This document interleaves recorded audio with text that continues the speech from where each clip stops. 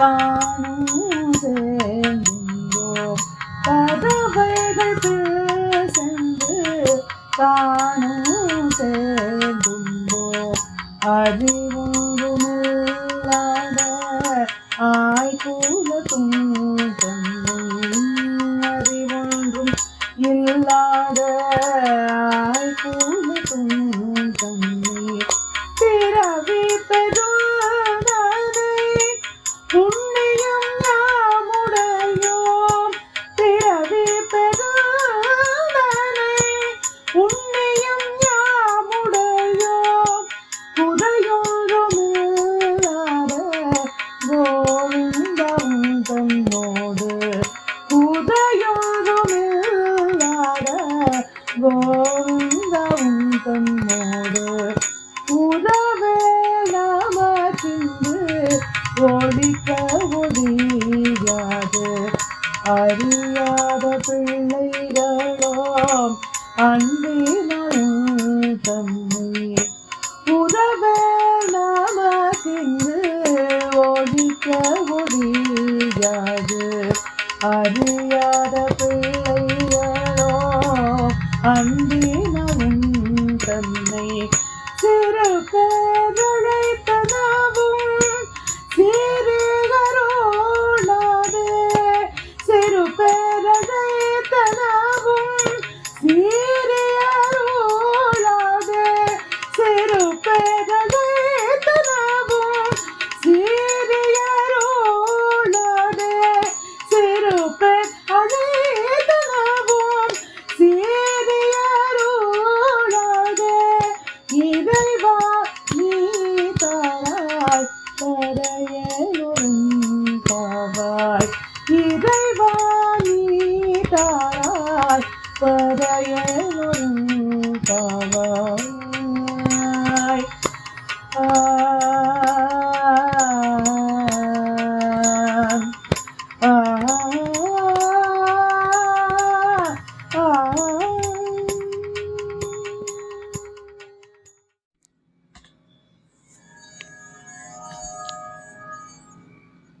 நமது கோதை நாச்சியார் ஆண்டாள் முந்தைய பாசுரத்தில் கண்ணபெருமானின் அருளை பெற்று தாங்கள் அடைந்த சன்மானங்களை மெய்சிலிருக்கும்படி கூறினாள் அல்லவா?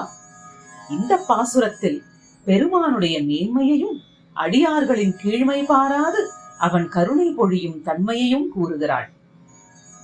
மாற்றி மாற்றி படித்தும் கருத்தாழத்தை அறிய முடியாத இந்த திருப்பாவையை சொல்லிய ஆண்டாள் தன்னை அறிவொன்றும் இல்லாத பிள்ளை என்று கூறிக்கொள்வது ஆச்சரியம், பணிவின் உச்சம், மனதை உருக்கும் தன்னடக்கம். பாசுரம் 28. நாங்கள் ஆயர் குலத்தவர்கள் மாடுகளை மேயவிட்டபடி ஆங்காங்கே உட்கார்ந்து அங்கேயே உணவு கொள்ளும் இடைக்குலத்தவர்கள்.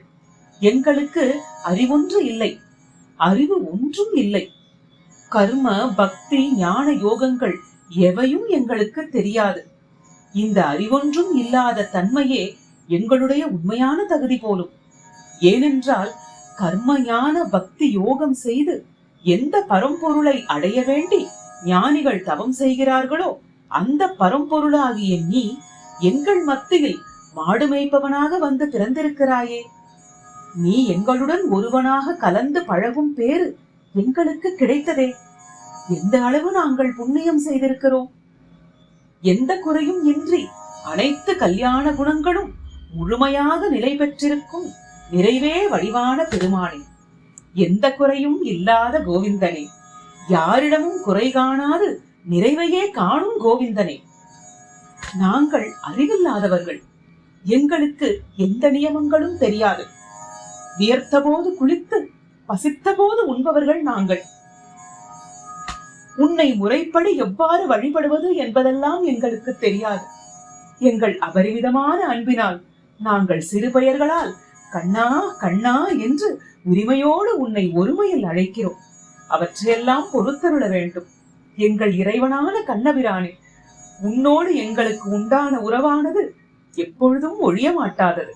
இந்த உறவு எங்களது எல்லா பிறவிகளிலும் தொடர வேண்டும். இந்த வரத்தை எங்களுக்கு அருள்வாய் என்று இந்த பாசுரத்தில் எல்லா பிறவிகளிலும் உன்னிடத்தில் அசையாத பக்தியை கொடு என்று எம்பெருமானிடத்தில் வேண்டுகிறாள் ஆண்டாள். ஆண்டாள் திருவடிகளே சரணம்.